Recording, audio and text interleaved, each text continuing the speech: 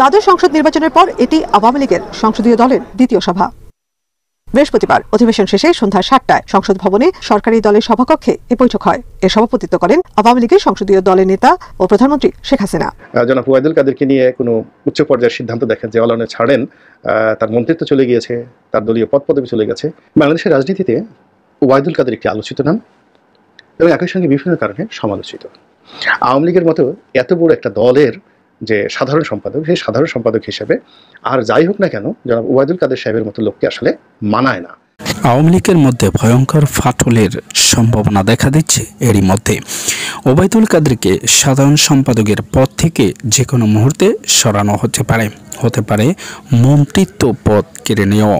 কিন্তু কেন হঠাৎ আওয়ামী লীগের মধ্যে এমন কি ঘটেছে, যে বিষয়ে প্রধানমন্ত্রী শেখ হাসিনা সংসদীয় কমিটি গঠনের অধিবেশনে আলোচনা এনেছেন যে সমস্ত গুরুত্বপূর্ণ বিষয়, তার মধ্যে অন্যতম একটি। সে বিষয়ে কি বলছেন মন্ত্রিত্ব হারাতে পারেন ওবায়দুল কাদের, যা বললেন গোলাম মাওলা রনি। বিস্তারিত দেখুন আজকের এই ভিডিওতে। সাধারণ সম্পাদক ছিলেন, জিল্লুর রহমান সাহেবের মতো লোক ছিলেন, সৈয়দ আশরাফ সাহেবের মতো লোক ছিলেন।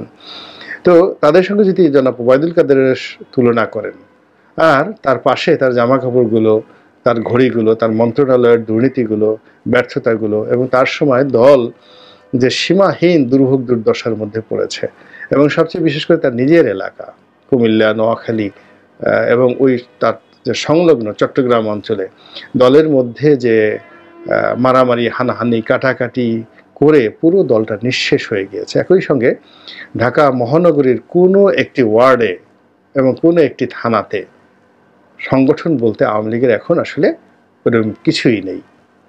মিছিল আছে, মিটিং আছে, চাঁদাবাজি আছে, কথা আছে, বার্তা আছে, দল যেহেতু ক্ষমতায় টের পাওয়া যাচ্ছে না। তো এই সর্বনাশগুলো মূলত হয়েছে এই 2009 থেকে আজ পর্যন্ত, যার দীর্ঘ সময়ে জনাব ওবায়দুল কাদের সাহেব এই দলের সাধারণ সম্পাদক হিসেবে রয়েছেন। তো কাজেই দায়িত্ব তাকে নিতে হবে। এবং এই কারণে কি হচ্ছে, তার এই উপজেলা নির্বাচনের সময় তিনি দলকে নিয়ন্ত্রণ করতে পারেননি। তার হাতে বিরাট দায়িত্ব কর্তব্য ছিল জাতীয় নির্বাচনের সময়।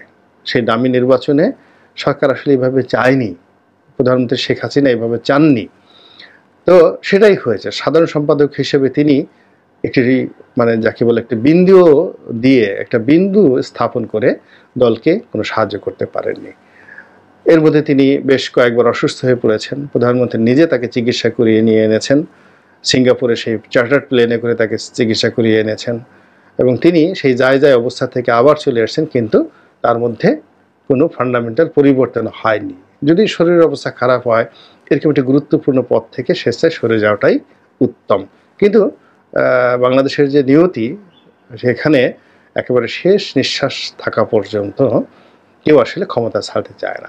ফলে এখন এই যে আওয়ামী লীগের যে ক্রান্তিকাল, সেই ক্রান্তিকালে আওয়ামী লীগ চমক সৃষ্টি করতে চাচ্ছে। তার দলের মধ্যে ডক্টর হাসান মাহমুদের মতো যোগ্যতম লোক আছে, জাহাঙ্গীর কবির নানকের মতো সাংগঠনিক দক্ষ লোক রয়েছে, এরপর বাহাউদ্দিন নাসিম সাহেবের মতো অত্যন্ত দক্ষ লোক রয়েছে, এমনকি ডক্টর দীপুমনির মতো প্রধানমন্ত্রীর খুব কাছের লোক আছেন, যারা এই দলকে নেতৃত্ব দিতে পারে, অত্যন্ত শক্তিশালী। তরুণদের মধ্যে অনেকে রয়েছেন যারা ওবায়দুল কাদের সে 100 গুণ ভালো করতে পারবেন, যাদের বয়স এখন প্রায় 60 বছরের কাছাকাছি। এনামুল হক শামীম আছেন, এখানে মুজাম্মেল সাহেব আছেন, এখানে ইকবালুর রহিম সাহেব আছেন, এমনকি আমাদের নজরুল ইসলাম বাবু আছেন, নারায়ণগঞ্জের এমপি। তো এনারা সবাই আসলে ওবায়দুল কাদের সাহেবের চাইতে অনেক অনেক ভালো করতে পারবেন। আমি নাম বলে কাউকে ছোট বড় করতে চাই না, কিন্তু আওয়ামী লীগ এরকম অন্তত পক্ষে 50 জন যোগ্যতম নেতা রয়েছেন যাদের বয়স 55 থেকে 70-এর মধ্যে, যারা সবাই জনাব ওবায়দুল কাদের চেয়ে 100 গুণ ভালো করতে পারবেন। কাজেই মাথার উপর এরকম জগদ্দল পাথর রেখে প্রতি বছর বস্তার পর বস্তা এরকম যাকে বলা হয় পোশাক আশাক বা ঘড়ির বদনাম, রোলেক্স ঘড়ির বদনাম দলকে নিয়ে কেন এই জিনিসগুলো চালাতে হবে, এই বিষয়গুলো নিয়ে আওয়ামী লীগের লোকজন যে ভাবছে না, এই কথা কিন্তু বলা যাচ্ছে না। ফলে যদি জনাব ওবায়দুল কাদেরকে নিয়ে কোনো উচ্চ পর্যায়ের সিদ্ধান্ত দেখেন যে অলনে ছাড়েন, তার মন্ত্রিত্ব চলে গিয়েছে, তার দলীয় পদ পদবি চলে গেছে, অনেকে আশ্চর্য হতে পারেন, কিন্তু আমি একটু আশ্চর্য হব না। দর্শক, গুরুত্বপূর্ণ ভিডিওটি দেখার জন্য সকলকে ধন্যবাদ। আর দর্শক, এরকম নিত্য নতুন আপডেট নিউজগুলো পেতে অবশ্যই চ্যানেলটিকে সাবস্ক্রাইব করে রাখবেন। এবার আপনাদেরকে দেখাবো ওবায়দুল কাদেরকে নিয়ে দলীয় কাউন্সিলে কি বলেছেন প্রধানমন্ত্রী শেখ হাসিনা। তবে কি মন্ত্রিত্ব রাখতে পারেন ওবায়দুল কাদের নাকি পদও?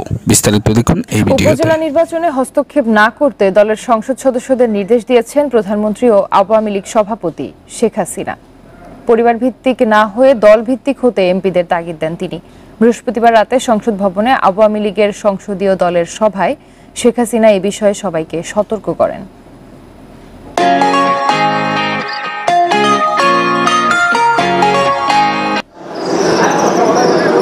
দ্বাদশ সংসদ নির্বাচনের পর এটি আওয়ামী লীগের সংসদীয় দলের দ্বিতীয় সভা। বৃহস্পতিবার অধিবেশন শেষে সন্ধ্যা ৭টায় সংসদ ভবনে সরকারি দলের সভাকক্ষে এ বৈঠক হয়। এর সভাপতিত্ব করেন আওয়ামী লীগের সংসদীয় দলের নেতা ও প্রধানমন্ত্রী শেখ হাসিনা।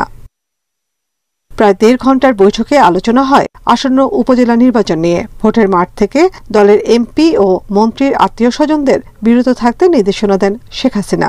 আমরা যাতে পরিবার ভিত্তিক না হয়ে আমরা যাতে দল ভিত্তিক হই এবং দলের নিবেদিত প্রাণ নেতাকর্মীদেরকে যাতে আমরা সম্মান দেখাই। এমপি এবং মন্ত্রীরা যেন তাদের আত্মীয় স্বজনকে এখানে প্রাধান্য না দেয় এবং কোনো গ্রুপিং করতে না দেয়, কেউ কারোর অধিকার খর্ব না করে, সেটাই বলেছেন। মাঠ পর্যায়ের নেতাকর্মী ও দলের স্বতন্ত্রদের মূল্যায়নে জনপ্রতিনিধিদের আরও যত্নবান হওয়ার পরামর্শ দেন শেখ হাসিনা।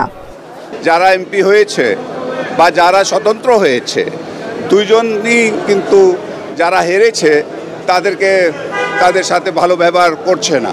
তো উনি বলছেন আমি কিন্তু এই ধরনের কোনো খবর পাইলে আমি কিন্তু ছাড় দেব না।